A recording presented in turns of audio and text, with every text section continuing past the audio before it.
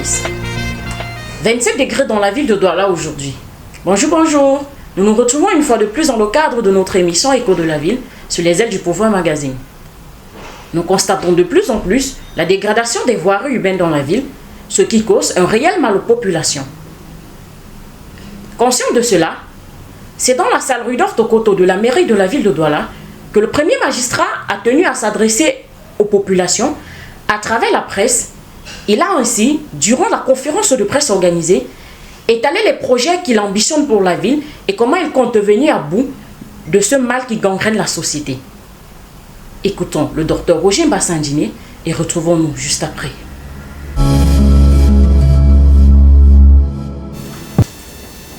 Face à une saison pluvieuse particulièrement intense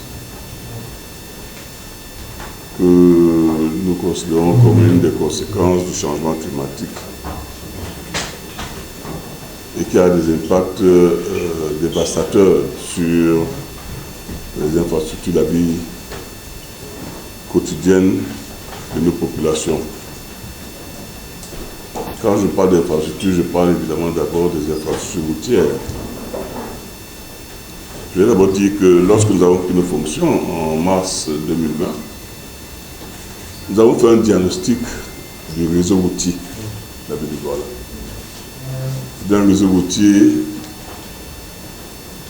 qui avait de l'âge, beaucoup d'âge, qui avait un entretien pas très suivi. Et le diagnostic que nous avions fait portait sur 225 km réseau prioritaire. Et nous avions à l'époque estimé les besoins pour le mettre à niveau sur le réseau à peu près à 175 milliards.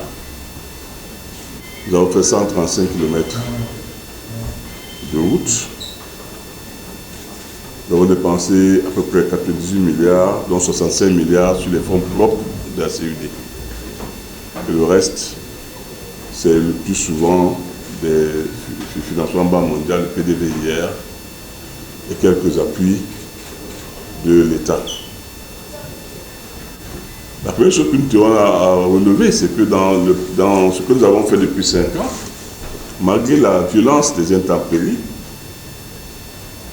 nous n'avons pas enregistré des inondations de grande envergure parce que des efforts constants ont été faits pour curer les caniveaux, pour curer les drains, et ces efforts ont commencé à porter fruit.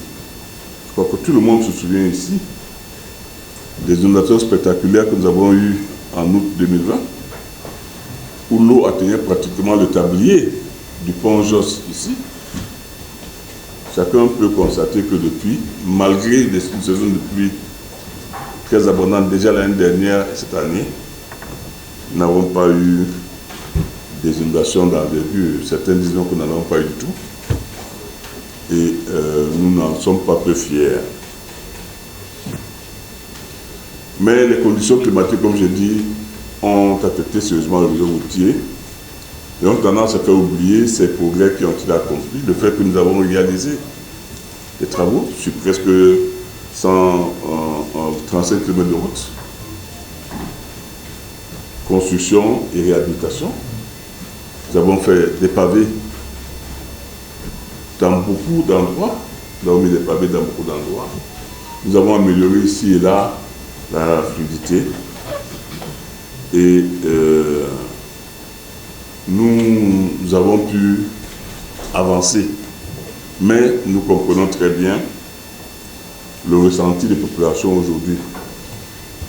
C'est donc pour ça que nous lançons ce plan d'urgence qui vise à traiter tous les points critiques observés dans la ville afin que d'ici la fin de l'année, les populations puissent par elles-mêmes constater les améliorations qui seront apportées au réseau routier. Je tiens à dire que nous avons fait effectivement un relevé systématique de tous les points critiques. S'il le faut, mes collaborateurs pourront vous donner la liste. Nous avons le relevé, nous avons l'étendue des dégâts là, ici et là. Parce que c'était la première des choses à faire, savoir où est-ce que ça ça ne passe pas.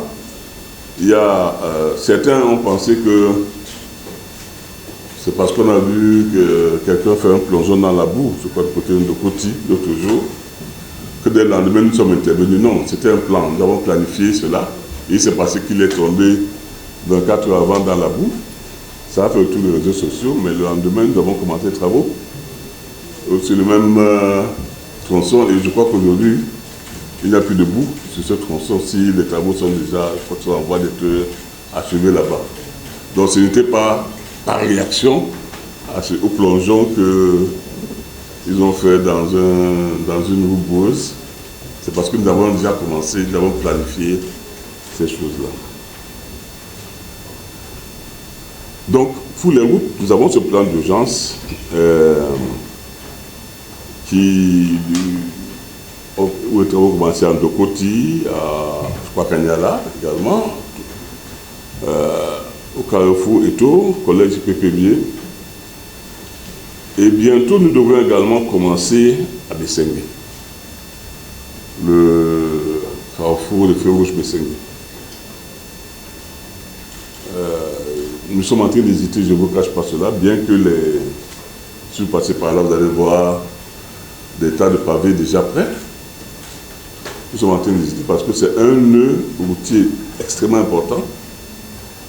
Et nous avons peur que la durée des travaux qui est prévue là n'impacte très négativement le réseau routier et qu'il y ait des embouteillages qui se